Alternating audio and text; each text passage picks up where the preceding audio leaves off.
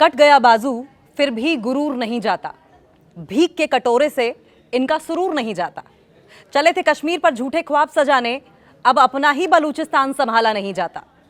पाकिस्तान से टूटा बलूचिस्तान, जी हां, पाकिस्तान से बलूचिस्तान टूट गया है। और ऐसा कौन कह रहा है? खुद बलूचिस्तान वासी कह रहे हैं। खुद को आजाद देश घोषित कर दिया उन्होंने और कहा है कि 85% क्षेत्र पर अब हमारा कब्जा होगा।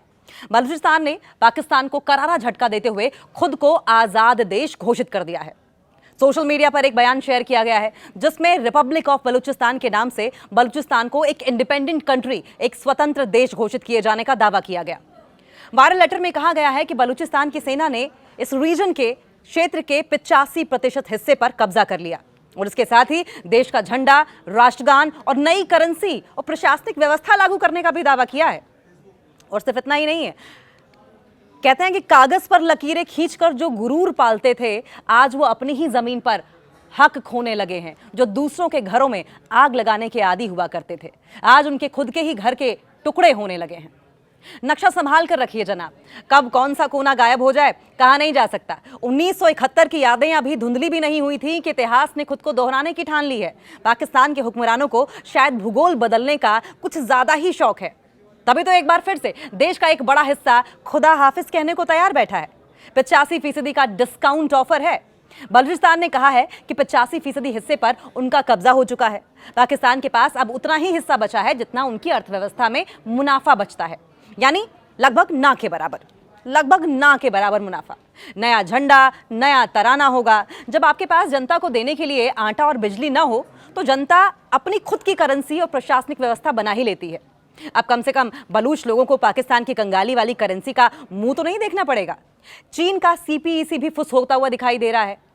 बीजिंग में बैठे बड़े भाई यानी कि चाइना ने कर्ज देकर सोचा था कि बलूचिस्तान के रास्तों से होकर समंदर छू लेंगे हम, लेकिन बलूचिस्तान आजाद हुआ तो चीनी प्रोजेक्ट्स का क्या होगा? अब चीन अब पाकिस्तान से कहेगा भाई हमारे पैसे वापस करो या फिर लाहौर की चाबी हमें थमा दो। कश्मीर राग पर फुल स्टॉप भी लग जाएगा। जो हुक्मरान हर अंतर्राष्ट्रीय मंच पर जाकर कश्मीर कश्मीर का रोना रोते थे, आज वो अपने ही घर की खिड़की से बलूचिस्तान को हाथ हिलाकर अलविदा कहते दिखाई दे रहे हैं। इसे कहते हैं गए थे नमाज बख्शाने, रोजे गले पड़ गए।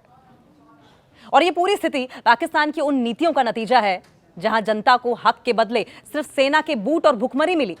बलूचिस्तान का ये करारा झटका सिर्फ एक जमीन का टुकड़ा नहीं है, एक जमीन का टुकड़ा जाना बिल्कुल नहीं है, बल्कि उस झूठे नैरेटिव का बिखरना है जो दशकों से इस्लामाबाद में बैठकर बुना जा रहा था। सोशल मीडिया पर शेयर किए गए लेटर में यह भी कहा गया है कि नई सरकार के पास क्षेत्र का खनिज, गैस क्षेत्रों और कोयला खादानों पर पूरा का पूरा कंट्रोल है।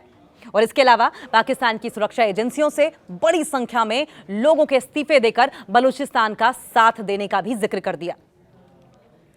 गैस भी उनकी, कोयला भी उनका और खदानें भी ले गए। चले थे जेब भरने वो, तुम्हारी तिजोरी के अरमान ले गए।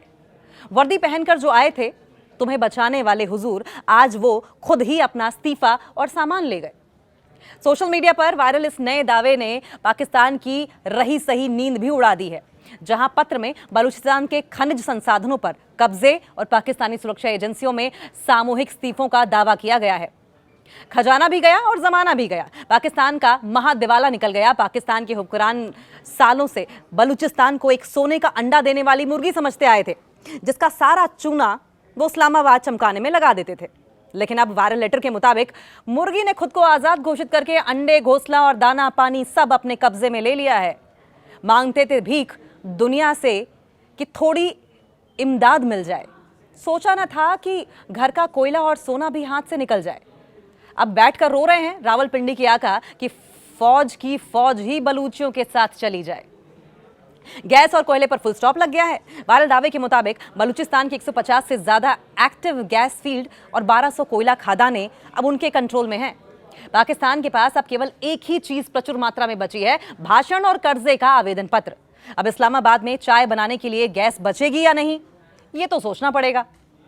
सुरक्षा एजेंसियों को बाय बाय ऑफर दे दिया गया है।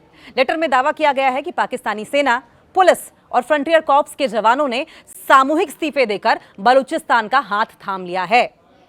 ये तो वही बात हो गई कि जिस फौज के दम पर पूरी दुनिया को डराते थे, वही फौज अब अपनी पेंशन का हिसाब छोड़कर बलूच राष्ट्रगान गा रही है। चीन को इससे हार्ट अटैक हो सकता है, एक हार्ट अटैक मोमेंट छोटा सा जरूर बन सकता है, क्योंकि बीजिंग में बैठे चीनी अधिकारी इस खबर को देखकर अपने कैलकुलेटर पर सिर मार रहे होंगे। सैंडक और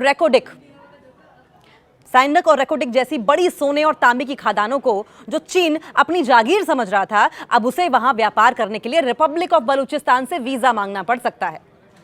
और परमाणु का जो फर्जी गुरूर था पाकिस्तान हमेशा दुनिया को अपने परमाणु हथियारों की धमकी देता था, लेकिन जब खुद की सुरक्षा एजेंसियां ही साथ छोड़ दें तो परमाणु बटन दबाएगा कौन? अब तो बस इसी बात का डर है कि कहीं बचा खुचा लाहौर और कराची भी ये न कह दे कि हमें भी आजादी चाहिए। यह स्थिति पाकिस्तान के उस अहंकार का आईना है जिसने अपनों को लूटना तो सीखा, लेकिन अपनों का दिल जीतना भूल गई। जब खदानें भी चली गईं और वर्दी वाले भी चले गए, तो अब पाकिस्तान के पास सिर्फ ट्विटर यानी कि एक्स हैंडल पर रोने के अलावा और कोई रास्ता नहीं बचा है। पाकिस्तान के खिलाफ कई बार विरोध प्रदर्शन हो चुके हैं। बलूचिस्तान में लंबे समय से तनाव चल रहा है और पाकिस्तान के खिलाफ कई बार विरोध प्रदर्शन हुए हैं। बलूचिस्तान के लोगों ने आसिम मुनीर और शहबाज शरीफ के खिलाफ नारेबाजी भी की। अब बलूचिस्तान के खुद के आजाद घोषित करने के बाद पाक का सिरदर्द और ज्यादा बढ़ गया है। अहम बात यह भी है कि वायरल लेटर के दावे की आधिकारिक पुष्टि नहीं हुई है, लेकिन इसके साथ ही अभी तक किसी प्रमुख अंतर्राष्ट्रीय संस्था या मान्यता प्राप्त सरकार ने बलूचिस्तान को एक स्वतंत्र देश के रूप में मान्यता देने की भी घोषणा नहीं की है। लेकिन चर्चाएं तेज हो गई हैं। बलूचिस्तान में पिछले कुछ महीने में हिंसा बढ़ी है, जहां जातीय बलूच विद्रोही और तहरीके तालिबान पाकिस्तान के आतंकवादी सुरक्षा बलों को निशाना बनाया जा रहा है। 5 जुलाई से अब तक 109 आतंकवादी मारे जा चुके हैं, जिनमें 71 आतंकवादी ऑपरेशन शाबान के दौरान माने गए। और यह अभियान पाकिस्तान सेना, फ्रंटियर कोर और बलूचिस्तान पुलिस ने मिलकर चलाया था। हालांकि अब स्थिति और ज्यादा बदल गई है। बुरी तरीके से इस वक्त पाकिस्तान फंसा नजर आ रहा है।